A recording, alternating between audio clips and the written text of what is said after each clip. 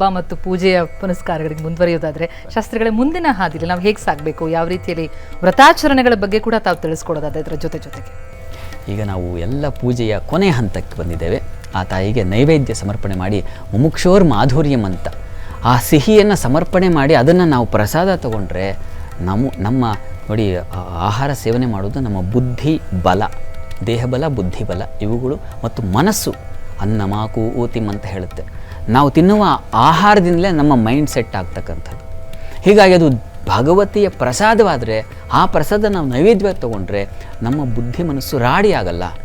ಎಲ್ಲೋ junk food ಅಲ್ಲ, ಇದು ಪವಿತ್ರವಾದ ಪ್ರಸಾದ ಅಂತೀವಿ, ಬೇರೆ ಇನ್ನೇನು ಅನ್ನಲ್ಲ. ಹಾಗಾಗಿ ಆ ತಾಯಿಗೆ ಈಗ ನೈವೇದ್ಯವನ್ನು ಸಮರ್ಪಣೆ ಮಾಡಿ ನಾವು ಪ್ರಸಾದ ತಗೊಳ್ಳೋಣ. ನೈವೇದ್ಯವನ್ನು ಮಾಡಿ.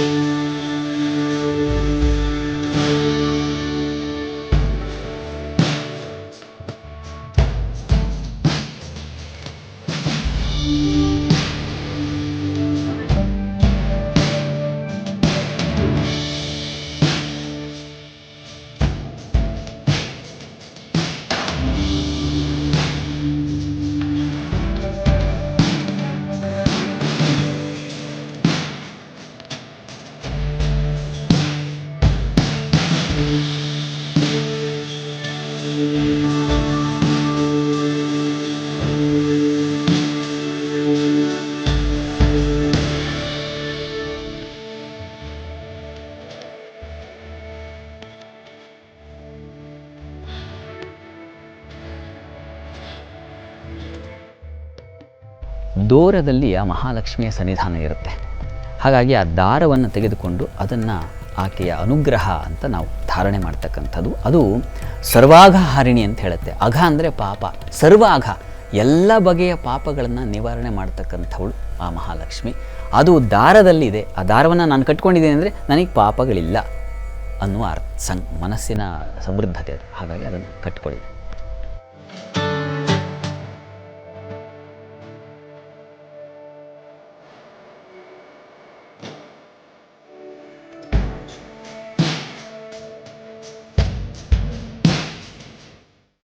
ಶಾಸ್ತ್ರಿಗಳ ಪೂಜೆಯನ್ನು ನೆರವೇರಿಸಿದ್ದೀವಿ. ವರಮಹಾಲಕ್ಷ್ಮಿ ಅಂತ ಅಂದಾಕ್ಷಣ ನಾವು ಆಗಿನಿಂದ ಮಾತನಾಡ್ತಾ ಇರುವಂಥದ್ದು ಧನ ಪ್ರಾಪ್ತಿಗೋಸ್ಕರ ಅಂತನ್ನುವಂಥ ಮಾತಿದೆ. ಧನದ ಜೊತೆಗೆ ಬಹುಬುದ್ಧಿಯನ್ನು ಪಡೆಯುವಂಥ ಒಂದು ಸಕಾಲ. ಈ ಸಕಾಲದಲ್ಲಿ ಲಕ್ಷ್ಮೀ ಪೂಜೆಯನ್ನು ಮಾಡುವಂಥ ಸಂದರ್ಭದಲ್ಲಿ ವ್ರತಾಚರಣೆಗಳನ್ನು ಕೂಡ ಮಾಡಲಾಗುತ್ತೆ. ವ್ರತ ಮಾಡಲೇಬೇಕಾ, ವ್ರತಾಚರಣೆ ಇಲ್ಲದೆ ಕೂಡ ಮಾಡಬಹುದಾ, ಹೇಗೆ ಅಂತ? ಕೆಲವು ಪರಂಪರೆಯಿಂದ ಮನೆಯಿಂದ ಬಂದಿರ್ತದೆ, ವ್ರತವನ್ನು ಆಚರಿಸ್ಕೊಂಡು ಬಂದಿರತಕ್ಕಂಥ ಪದ್ಧತಿ ಇರ್ತದೆ. ಪದ್ಧತಿ ಇರ್ತಕ್ಕಂಥವ್ರು ಸಹಜವಾಗಿ ಮಾಡಬಹುದು. ಪದ್ಧತಿ ಇಲ್ಲ, ಕೆಲವೊಮ್ಮೆ ನಮಗೆ ಮನೆಯಲ್ಲಿ ಬಂದಿಲ್ಲ, ನಾನು ಮಾಡಬಾರ್ದ? ಖಂಡಿತ ಮಾಡಿ. ಪೂಜೆ ಯಾರು ಮಾಡಬಾರ್ದು, ಎಲ್ಲರೂ ಮಾಡಬೇಕು. ಯಾರಿಗೆ ಪರಂಪರೆಯಿಂದ ಬಂದಿದೆಯೋ ಇಲ್ವೋ ಬೇರೆ ವಿಚಾರ. ಪೂಜೆ ಅಂತಕ್ಕಂಥದ್ದು ಮನಸ್ಸಿನ ಶಾಂತಿಗೆ. ಹೀಗಾಗಿ ಎಲ್ಲರೂ ಮಹಾಲಕ್ಷ್ಮಿ ಪೂಜೆಯನ್ನು ಮಾಡಬಹುದು. ಅಪೇಕ್ಷೆ ಇರಬೇಕು. ನಾನು ಮನೆಯಲ್ಲಿ ಕಿರಿಕಿರಿ ಮಾಡ್ಕೊಂಡು ಪೂಜೆ ಮಾಡೋದಲ್ಲ, ಶಾಂತಿಯಿಂದ. ಸಾಮಾನ್ಯವಾಗಿ ಹಾಗಾಗುತ್ತೆ. ಮನೆ ಅಂದ ಕೂಡಲೇ, ಪೂಜೆ ಅಂದ ಕೂಡಲೇ ಒಂದು ಕಿರಿಕಿರಿ ಆಗುತ್ತೆ. ಈ ಕಿರಿಕಿರಿ ಇಲ್ಲದೆ ಯಾರು ಮನಸ್ಸಿದೆಯೋ ಅವರೆಲ್ಲರೂ ಪೂಜೆ ಮಾಡಬಹುದು. ಅದು ಮುಖ್ಯವಾಗಿ ಬೇಕಾಗಿರೋದು ಮನಸ್ಸು.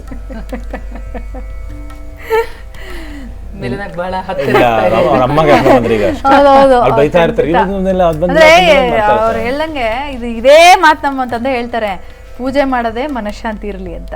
ನೀನು ಇದು ಮಾಡಿಲ್ಲ, ಇವ್ರು ಇದು ಮಾಡಿಲ್ಲ, ಇವ್ರು ಅದು ಮಾಡಿಲ್ಲ ಅಂತ ಕಿರಿಕಿರಿ. ಆಮೇಲೆ ನಮ್ಗೆ ಯಾವತ್ತೂ ಹೇರಿಲ್ಲ ಅಂದರೆ ಮನೇಲಿ ನೀವು ಮಾಡಲೇಬೇಕು ಅಂತ ನಮ್ಮ ಮನೇಲಿ ನಮ್ಮ ತಂದೆ ಯಾವತ್ತೂ ಹೇಳಲ್ಲ.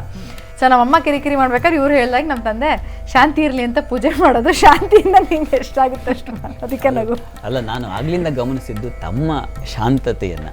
ಪೂಜೆ ಮಾಡಿ ಮತ್ತೆ ನಿಮ್ಮ ತಂದೆ ತಾಯಿಗಳ ಬಗ್ಗೆ ಬಹಳ ಹೇಳ್ತಿದ್ರು. ಅವರು ಕೊಟ್ಟ ಸಂಸ್ಕಾರವೇ ನೋಡಿ ನಮ್ಮನ್ನು ಹೀಗೆ ಕೂಡಿಸುತ್ತೆ. ಇಷ್ಟು ಹೊತ್ತಿನ ಕಾಲ ನಾನು ಕೂತಿದ್ದೀನಿ ಅಂದರೆ ಅದು ನನ್ನ ಶ್ರಮವೂ ಹೌದು. ನನ್ನ ಬುದ್ಧಿ ತಿರುಚಿದ್ರಲ್ಲ ನಮ್ಮ ತಂದೆ ತಾಯಿ, ಅವ್ರು ಹೇಳ್ಕೊಟ್ಟು ಪಾಠ ತಾನೇ ಇದೆಲ್ಲ, ನಿಮಗೆ ಹೇಳ್ಕೊಟ್ಟು ತುಂಬ ಚೆನ್ನಾಗಿ ಹೇಳ್ಕೊಟ್ಟಿದ್ದಾರೆ, ನಿನಗೆ ಸಮಾಧಾನ ಇದೆಯಾ ಮಾಡು, ಇಲ್ವಾ ಬಿಡು ಅಂತ. ಹಾಗಾಗಿ ಅದೆಲ್ಲ ಸಂಸ್ಕಾರ, ಅದೆಲ್ಲ ಬಳುವಳಿಯಾಗಿ ಮಕ್ಕಳಿಗೆ ಕೊಡಬೇಕು. ಅಂಥದ್ದು ನಿಮ್ಮಿಬ್ಬರಿಗೂ ಬಂದಿದೆ. ಇಬ್ಬರು ಶಾಂತವಾಗಿ ಇಷ್ಟೊತ್ತು ಮಹಾಲಕ್ಷ್ಮಿ ಪೂಜೆ ನೆರವೇರಿಸಿದ್ದೀರಾ, ನಮ್ಮ ಸ್ಟುಡಿಯೋಗೆ ಬಂದು ತಮ್ಮ ಸಮಯವನ್ನು ಕೊಟ್ಟಿದ್ದೀರಾ. ಹೀಗಾಗಿ ಆ ಮಹಾಲಕ್ಷ್ಮಿ ನಿಮ್ಮ ಮನಸ್ಸಿನ ಸಂಕಲ್ಪ ಏನಿದೆಯೋ, ಮನಸ್ಸಂಕಲ್ಪ ಸಿದ್ಧಿರಸ್ತು ಅಂತ ನಮ್ಮಲ್ಲಿ ವಚನ ಇದೆ. ಹಾಗೆ ನಿಮ್ಮ ಮನಸ್ಸು ಅಂದುಕೊಂಡದ್ದನ್ನು ಆ ಮಹಾಲಕ್ಷ್ಮಿಗೆ ಗೊತ್ತಾಗಿ ಆ ಮಹಾಲಕ್ಷ್ಮಿ ಅದನ್ನು ಅನುಗ್ರಹಿಸಲಿ ಅಂತ ನಮ್ಮ ವಾಹಿನಿ ಕಡೆಯಿಂದ ನಾವು ನಿಮಗೆ ಒಂದು ಹಾರೈಸ್ತೀವಿ. ಧನ್ಯವಾದಗಳು ಇಬ್ಬರಿಗೂ ಕೂಡ ಈ ಕಾರ್ಯಕ್ರಮದಲ್ಲಿ ಭಾಗಿಯಾಗಿದ್ದಕ್ಕೆ. ಲಕ್ಷ್ಮಿ ತಾವು ಬಯಸಿದ್ದನ್ನೆಲ್ಲ ಕೊಡಲಿ ಅಂತ ಆಶಿಸ್ತೀವಿ. ಧನ್ಯವಾದ. Thank you. ಶಾಸ್ತ್ರಿಗಳೇ, ತಮಗೂ ಕೂಡ ಧನ್ಯವಾದ. ಸಾಕಷ್ಟು ಮಾಹಿತಿಯನ್ನು ತಿಳಿಸಿದ್ರಿ. ಅರ್ಥಪೂರ್ಣವಾಗಿ ಈ ಹಬ್ಬವನ್ನು ಆಚರಿಸೋದು ಹೇಗೆ ಅಂತ ತಿಳಿದು ಮಾಡಿದ್ರೆ ಬಹಳ ಚಂದ. ಧನ್ಯವಾದ ತಮಗೆ. ಸರ್ವೇ ಜನಾಃ ಸುಖಿನೋ ಭವಂತು, ಸಮಸ್ತ ಸನ್ಮಂಗಳಾನಿ ಭವಂತು. ಎಲ್ಲರಿಗೂ ಶುಭವಾಗಲಿ. ಇದಾಗಿತ್ತು ಇವತ್ತಿನ ವರಮಹಾಲಕ್ಷ್ಮಿ ವಿಶೇಷ ಕಾರ್ಯಕ್ರಮ. ಆ ದೇವರು ತಮಗೆ ಎಲ್ರಿಗೂ ಕೂಡ ನೆಮ್ಮದಿಯನ್ನ ಕರುಣಿಸಲಿ ಎನ್ನುವಂತಹ ಆಶಯದೊಂದಿಗೆ ಕಾರ್ಯಕ್ರಮವನ್ನು ಮುಗಿಸ್ತಾ ಇದ್ದೀನಿ. ನೇರ, ದಿಟ್ಟ, ನಿರಂತರ ಸುದ್ದಿಗಾಗಿ ನೋಡ್ತಾ ಇರಿ ಏಷ್ಯಾನೆಟ್ ಸುವರ್ಣ ನ್ಯೂಸ್.